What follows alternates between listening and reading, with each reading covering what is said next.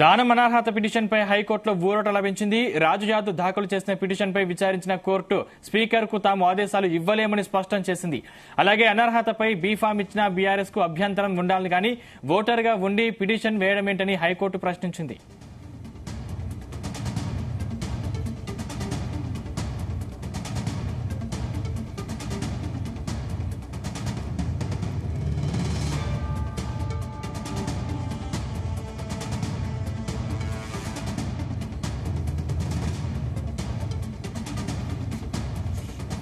దానం అనర్హత పిటిషన్పై హైకోర్టులో ఊరట లభించింది. రాజు యాదవ్ దాఖలు చేసిన పిటిషన్పై విచారించిన కోర్టు స్పీకర్కు తాము ఆదేశాలు ఇవ్వలేమని స్పష్టం చేసింది.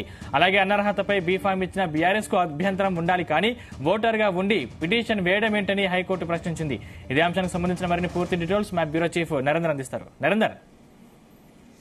రైట్ సందీప్, దానం ఈ మధ్యకాలంలో పార్టీ బీఆర్ఎస్ పార్టీలో గెలిచి ఆయన 2 సార్లు ఎమ్మెల్యేగా ఉండి రీసెంట్ గా 2.5 నెలలు కూడా 3 నెలలు కూడా కాలేదు. ఇప్పుడు కాంగ్రెస్ పార్టీలోకి వెళ్ళడం, అక్కడ ఎంపీగా ఆయన టికెట్ సాధించినటువంటి నేపథ్యంలో అక్కడ అదే ఖైరతాబాద్ సంబంధించినటువంటి లీడర్ రాజు యాదవ్ హైకోర్టులో పిటిషన్ వేయడం జరిగింది. దీంతో అక్కడ ఉన్నటువంటి ఎవరైతే కాంగ్రెస్ పార్టీకి సంబంధించినటువంటి ముఖ్యులు ఉన్నారో ఇదే విషయాన్ని కూడా తప్పుపడుతూ వస్తున్నారు. అయితే ఇదే విషయాన్ని హైకోర్టు కూడా చాలా క్లియర్ డైరెక్షన్ ఇచ్చింది. మేము స్పీకర్ కు తాము ఆదేశాలు ఇవ్వలేమని హైకోర్టు కరాఖండిగా చెప్పింది. పిటిషన్ విచారణపై అర్హత వాదనలు జరిగిన నేపథ్యంలో బీఫామ్ ఇచ్చినటువంటి బీఆర్ఎస్ కు అభ్యంతరం ఉండాలి కానీ ఓటర్ గా ఉండి పిటిషన్ వేయడం ఏంటని కూడా హైకోర్టుకు ఉండాలి అనే ఉద్దేశంతో కూడా చెప్పడం జరిగింది. అంటే ఇదంతా కూడా దానం అర్హత వేడి పిటిషన్ పై హైకోర్టులో విచారణ జరిగిన నేపథ్యంలో పిటిషన్ వేసినటువంటి రాజు యాదవ్ కు ఇది వ్యతిరేక తీర్పు అని చెప్పొచ్చు. మొత్తానికి దానం నాగేందర్ కి ఇది రిలీఫ్ గా చూడాల్సిన అవసరం ఉంది. దానం నాగేందర్ పై పెద్ద ఎత్తున కాంగ్రెస్ పార్టీలో కూడా ఒక వ్యతిరేకత ఉంది. దానం నాగేందర్ ఎమ్మెల్యేగా గెలిచి ఆయన పార్టీ మారడం ఏంటని కూడా ఇప్పటికే చాలా మంది చెప్పుకున్నట్టు కాంగ్రెస్ పార్టీలో.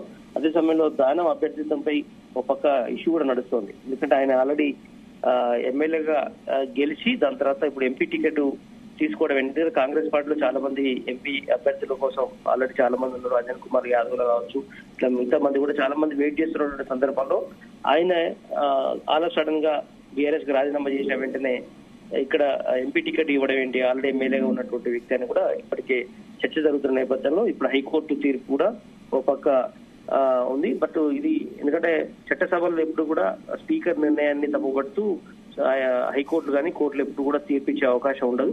బట్ ఇది దాన నాగేందర్ కి ఇది కొంచెం రిలీఫ్ అనే చెప్పే అవకాశం మనకు కనిపిస్తుంది. భవిష్యత్తులో బీఆర్ఎస్ పార్టీ పుట్టింది, ఇక్కడ కోడ్ కూడా చేసింది కాబట్టి బీఆర్ఎస్ పార్టీకి అభ్యంతరం ఉండాలి కానీ ఓటర్ గా అభ్యంతరం మీకెందుకని చెప్పిన నేపథ్యంలో ఖచ్చితంగా బీఆర్ఎస్ పార్టీ రేపు సుప్రీంకోర్టు కావచ్చు లేదంటే ఫర్దర్ గా వెళ్లే అవకాశం అయితే కనిపిస్తుంది. మొన్న రీసెంట్ గా కేటీఆర్ కూడా సమావేశంలో అన్నారు, ఖచ్చితంగా దానం నాగేందర్ ని వెంటాడతాము, ఖచ్చితంగా ఆయన్ని ఓడించడమే కాదు ఇప్పుడు ఉన్నటువంటి ఎమ్మెల్యే సభ్యత్వం కూడా రద్దయ్యేదాకా మేము ఫైట్ చేస్తామని కూడా కేటీఆర్ చెప్పారు. బట్ అందుకనే భవిష్యత్తులో హైకోర్టు చెప్పినటువంటి సూచనతో మళ్ళీ బీఆర్ఎస్ పార్టీ తరఫున ఎట్లాంటి ముందుకెళ్తుందని చూడాల్సిన అవసరం ఉంది.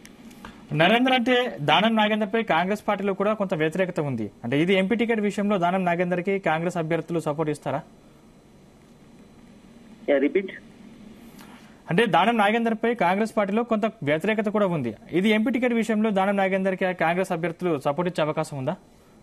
ఇప్పుడున్నటువంటి పరిస్థితుల్లో దానం నాగేందర్ కు కొంత ఇబ్బందికరమైనటువంటి వాతావరణం ఉంది. ఎందుకంటే అక్కడ ఆల్రెడీ సికింద్రాబాద్ లో కిషన్ రెడ్డి బీజేపీ నుంచి అభ్యర్థిగా నిలబడ్డారు. అదే సమయంలో అక్కడ పద్మారావు గౌడ్ బీఆర్ఎస్ నుంచి నిలబడ్డారు. ఈయన కాంగ్రెస్ టికెట్ సంపాదించుకున్నారు. కానీ అక్కడ కాంగ్రెస్ లో గెలిచినటువంటి అభ్యర్థులే కావచ్చు లేదంటే అక్కడ ఉన్నటువంటి కార్పొరేటర్లు కావచ్చు వీళ్ళందరూ కూడా ఎవరు సపోర్ట్ చేసే అవకాశం కనిపించట్లేదు.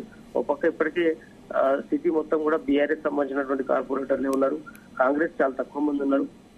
ఈ మధ్యకాలంలో కొంత పార్టీ మారిన వాళ్ళు ఉండవచ్చు కానీ మిగతా మాత్రం సికింద్రాబాద్ సెగ్మెంట్ లో కార్పొరేటర్లు ఎవరు కూడా ప్రస్తుతం కాంగ్రెస్ పార్టీకి లేరు. బట్ మాజీ ఎమ్మెల్యేలు కావచ్చు ప్రస్తుతం ఉన్నటువంటి సీనియర్ లీడర్లు ఎవరు కూడా ఆయన పూర్తి స్థాయిలో సహకరిస్తారా లేదనేది కూడా చూడాల్సిన అవసరం ఉంది. ప్రస్తుతం అయితే గాంధీ భవన్ లో ఒక్కొక్కరుగా చెప్పుకుంటున్న మాట ఏంటంటే ఆయనకు పూర్తి స్థాయిలో సపోర్ట్ చేసే అవకాశం కనిపించట్లేదని. ఎందుకంటే ఆయన ఆల్ ఆఫ్ సడన్ గా రావడం, పార్టీ కోసం ఏం త్యాగాలు చేసి ఉండని దాని ఇద్దరికి వెంటనే ఎంపీ టికెట్ ఇచ్చారని కూడా కొంతమంది ఇప్పటికే ప్లకార్డులు పెట్టి గాంధీ భవన్ దగ్గర నిరసన వ్యక్తం చేసినటువంటి సందర్భం అయితే మనం చూసాం. కనుక ఎమ్మెల్యేగా రాజీనామా చేసి ఆయన ఎంపీగా పోటీ చేయాలనేటువంటి ఒక వాదన అయితే వస్తోంది. ఎందుకంటే ఆయనే ఇప్పుడు ఆల్ ఆఫ్ సడన్ గా ఒక పోస్ట్ లో ఉండి ఒక ఎమ్మెల్యేగా ఉన్న నేపథ్యంలో మళ్ళీ ఎంపీగా పోటీ చేయడం అనేది అది మంచి డైరెక్షన్ కాదు, జనాలకు మంచి మెసేజ్ ఇచ్చినట్టు కాదు. కనుక రాజీనామా చేసి మాత్రమే ఆయన ఎంపీగా పోటీ చేయాలి, అప్పుడు మాత్రం ఆయన విశ్వసనీయ నమ్ముతారు అని కూడా కాంగ్రెస్ చాలా మంది చెప్తున్నట్టు మాట. కనుక ఆయన అభ్యర్థిత్వంపై ఇప్పుడు పునరాలోచన పడ్డట్టుగా తెలుస్తుంది. ఒక్కొక్క హైకోర్టులో కొంత రిలీఫ్ ఇచ్చినటువంటి వ్యాఖ్యలు వచ్చినప్పటికీ కూడా సొంత పార్టీలో మాత్రం కొంత వ్యతిరేకత అవుతుంది. దాన్ని ఏ రకంగా సమర్పించుకుంటాడు, లేదంటే ఉత్తుత్తి రాజీనామా ఏమన్నా ఎమ్మెల్యేగా చేస్తాడా, ఇట్లాంటి చూడాల్సిన అవసరం ఉంది. భవిష్యత్తులో ఇంకా 40 రోజులు ఉంది, ఇంకా నామినేషన్ కూడా ఇంకా చాలా టైం ఉన్న నేపథ్యంలో బట్ చూడాలి ఈ వారం 10 రోజులు ఎలాంటి నిర్ణయం జరుగుతుంది. ఒక్కొక్క వ్యతిరేకత కూడా వస్తుంది. నిన్న దానానాగేంద్ర కూడా కొన్ని వ్యాఖ్యలు కూడా చేశాడు. వెళ్తూ బీఆర్ఎస్ బీజేపీ కలిసే పార్టీలే ఎప్పటికైనా అని కూడా ఒక పెద్ద ఆరోపణ చేశాడు. కనుక ఇట్లాంటి వ్యాఖ్యలు చేసిన నేపథ్యంలో భవిష్యత్తులో ఎట్లాంటి రియాక్షన్స్ ఉంటాయి అని కూడా చూడాల్సిన అవసరం ఉంది. Right, thank you Narender.